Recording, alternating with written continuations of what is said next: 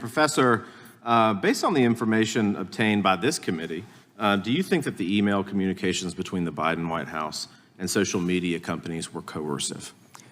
Absolutely, especially read in the context of everything that was going on, as I think was well described in the findings of fact in the district court in the Missouri versus Biden case. When a senior White House official says to a social media company that the White House, quote, intentionally or internally, we have been considering our options on what to do about it, end quote. What sorts of adverse actions within the executive branch do you think that the social media company was most concerned about? Well, it's pretty clear in some of the announcements they make, amending Section 230, the Communications Decency Act. They said in the same statement where they said they were concerned about what the social media companies are doing, they talked about changing antitrust enforcement. And we see this across the board. We see this with the pressure that's been put on banks and debanking operations.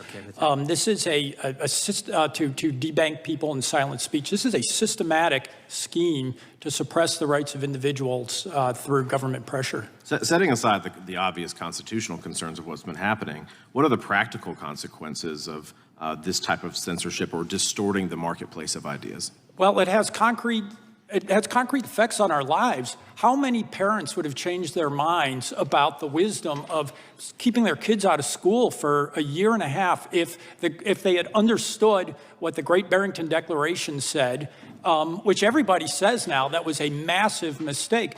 If people had accurate information about that, they might have changed their minds. If people had accurate information about the COVID vaccines, they might have changed their minds. A number of people who I talked to said, I got vaccinated because I was told it was one and done, and then only to get COVID shortly after. I want to make something very clear. As I cite in footnote 14 of my statement, the CDC knew in March, the CDC already knew not only were people getting COVID, people were dying from COVID if they were vaccinated. Hundreds of thousands of people were already getting COVID. That was in the leaked CDC slideshow. Anthony Fauci published an article a week after he left that we see cited in footnote 8, where he said we knew that these intramuscular vaccines can't prevent infection and transmission of COVID. And I'll say one last thing.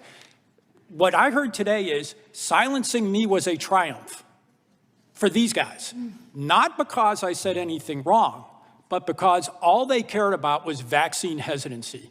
We heard them say we can suppress true information about side effects if that promotes vaccine hesitancy. So you yourself have been censored because of the actions of what was happening within the White House. Does it concern you that you would have been censored under a content moderation policy that YouTube wanted approved by the White House?